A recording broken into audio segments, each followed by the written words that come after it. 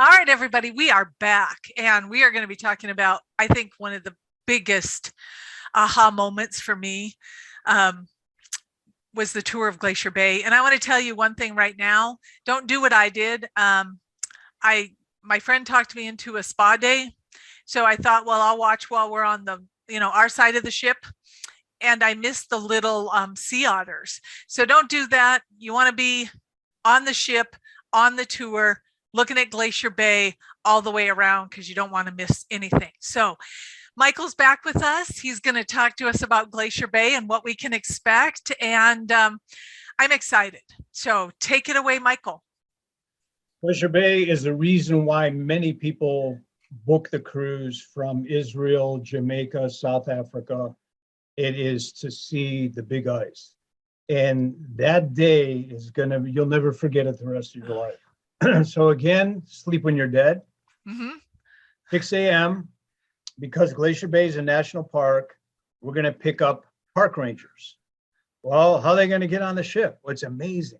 But at 6 a.m., try to be outside, not only to see the park rangers, but we go through an area where there's usually a lot of sea otters and a lot of humpback whales at the entrance to Glacier Bay. Beautiful sunrise again. So by not sleeping, you're seeing it all, So at 6 a.m., there's a little town over to the east on a peninsula. It's called Gustavus. Just about 250 people live there. A little boat comes out, 3 park rangers. They match speeds with the Crown Princess. The cruise ship isn't going to stop. We're going to slow down about 10 knots. And there's a controlled collision, which they call it. A hatch will open on deck 4. The Rangers' boat, the Sirach, will kiss their boat bumpers against the side of the big white castle. They throw a rope ladder down from the side of the ship, and like pirates, they scramble up the rope ladder and come onto the ship. They set up a bookstore where they sell flash drives of non-copywritten pictures if you want to buy all sorts of books, John Muir. And then one of the rangers goes up on the bridge and they start their narration at about 8:30 until about 1 o'clock. And what we do after picking up the rangers, we go 65 miles into Glacier Bay. That's how big it is. We go up the west arm, Tar Inlet. And when we get to the top of the arm, we stop the cruise ship in front of Marjorie Glacier for over 1 hour. And the captain will slowly spin the ship, again with those thruster side engines. He'll slowly spin it in a circle. So no matter where you choose to be that day, if you anchor yourself on a balcony, eventually the glacier will come into view on your side.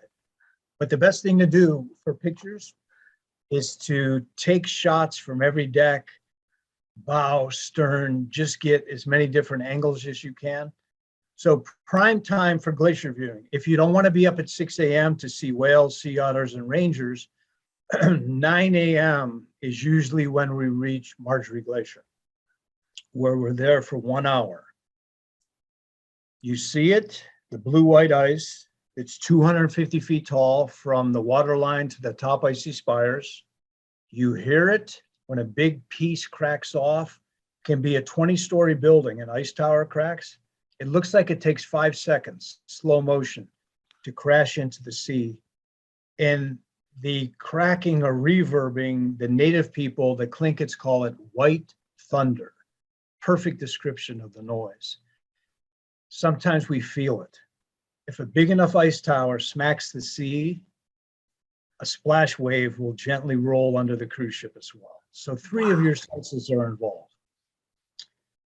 Alaska is entertaining, it's relaxing, and it also works on a spiritual level in that it touches people's souls. And when you look at something that ancient and that sublime, if it's a clear day, Marjorie Glacier goes as a river of ice for 21 miles, all the way to the upper flanks of Mount Fairweather.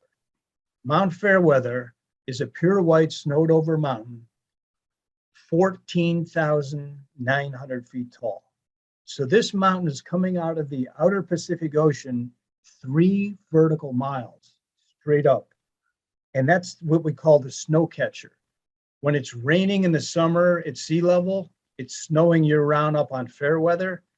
And that's why that glacier is there, because it's feeding all of that snow year round into the ice, into the glacier.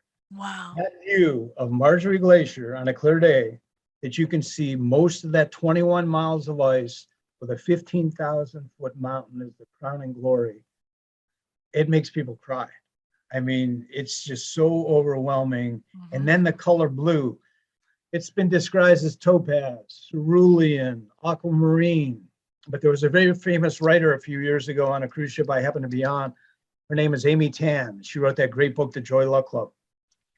And I said, Amy, you're the master of English prose.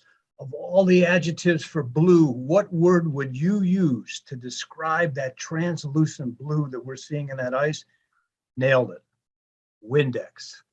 That's true. Windex true. blue. It is. It shimmers like, and everybody's got a jug under their kitchen sink, Windex.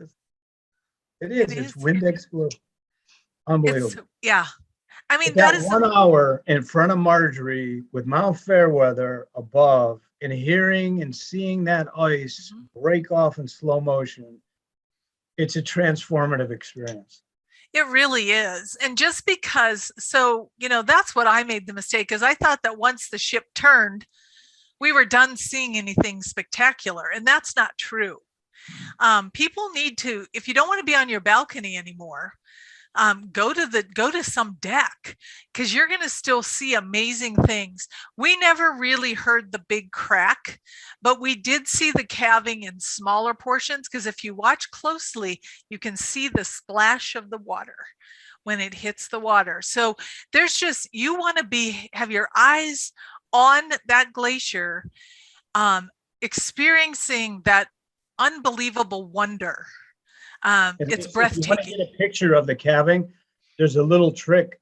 If you just pan back and forth with your eyes or through your camera lens, and if you see snowfall, if you see like little pieces of ice start to flutter down, zoom in on that spot, and most likely that's where the ice is weakening, and then you can catch the big tower coming off. Also in Glacier Bay, there are seals that are hauled out onto the icebergs. And in May, when we first go in there, the mother seals are giving birth to their pups right out on the pan ice.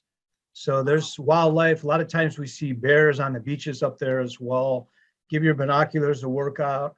And then what I tell people, what you mentioned before about don't just stay like in one spot or on your balcony. When the captain's slowly turning the ship, walk the curve to be on the other side, and then that way you double your chances of seeing, what we call calving or ice that's breaking off. Yeah. That's the day to be active on the cruise ship, because that's a once in a lifetime experience. It's very difficult to get into Glacier Bay. It is. And dress warm, because it was cold when I don't know, it just felt weird when we drove in there. When we, got into, as we were entering Glacier Bay, I noticed the temperature continually dropped. So I had to run, go get my coat. Yeah, don't be fooled by the ports. If it's sunny and warm, we say that the glacier makes its own weather. Yeah. And also, Glacier Bay is 3.3 million miles of pristine wilderness. For the whole day that we're in there, you do not see a telephone pole, any sign of man. And when you're standing in front of that glacier on the cruise ship decks, you are literally breathing newly minted air, oxygen coming off that glacier.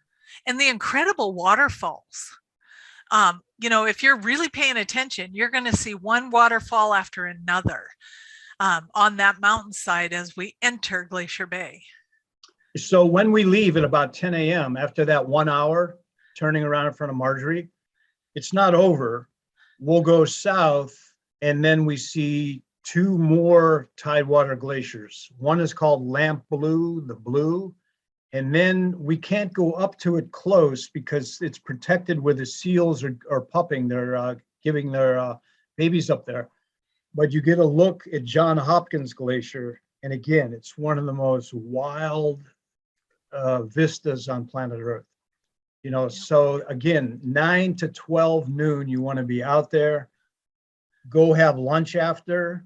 Princess puts out the best seafood smorgasbord on Glacier Bay Day.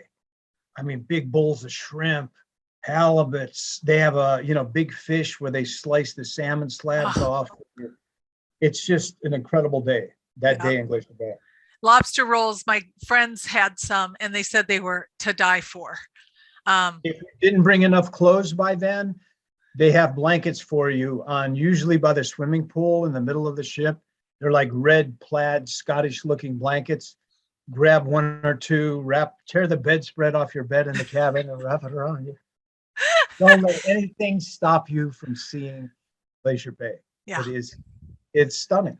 It is. And definitely want to. Wish we had more time there, but we don't. And so now it's just a quick recap because we've been here for a little bit. We've left port in Seattle. We've sailed to Juneau, to Skagway. We've done the Glacier Bay. And now we're heading to one of my favorite places of all time. We're going to be heading into Ketchikan. So Michael's going to come back. He's going to join us and we're going to talk about, it's a very, very, very short time we get to experience this amazing little rugged town that looks like it's in the middle of nowhere, right? But it's colorful, it's cute, it's quaint, and it's a must-see. So hang with us. Don't go far because we're coming back.